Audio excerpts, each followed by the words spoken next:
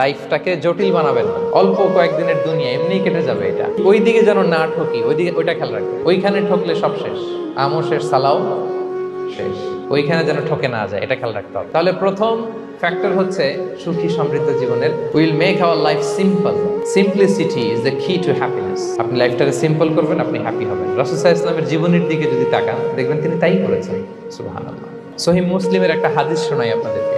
আম্মা জান আয়েশা রাদিয়াল্লাহু তাআলা আনহা বর্ণনা করেন। তিনি বলেন, একদিন সকালবেলা রাসূল সাল্লাল্লাহু আলাইহি ওয়াসাল্লাম আমার বাসায় আসলেন। ফজর নামাজ পড়ে এসে বলতেছে, আয়েশা ফজর নামাজ পড়ে আসছি, ব্রেকফাস্ট করার মতো কিছু আছে ঘরে? ইয়া রাসূলুল্লাহ, কিছু নেই। নাই? ঠিক আছে, আম ফাস্টিং, যাও আমি রোজা রাখলাম, রোজার নিয়ত করলাম। কত ইজি গোয়িং, কত সিম্পল বানিয়েছেন লাইফটা। আচ্ছা, আমরা হলে কি করতাম? একটু মিলাই নিজের সাথে। সাধারণত আমরা যেটা করতাম, আমরা অনেকে রেগে যেতাম। প্রিয় ভাইরা, ঘরে কিছু নাই মানে তুমি আগে জানাবা না আমাকে? হ্যাঁ, গত রাতে বললে তো কিছু নিয়ে আসতে পারতাম।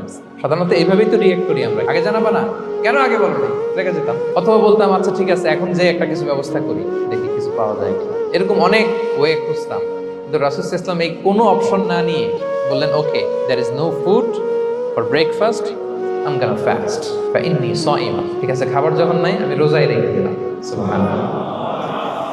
এভাবে তিনি তার লাইফ লিড করেছেন। Make your life simple, you'll be happy.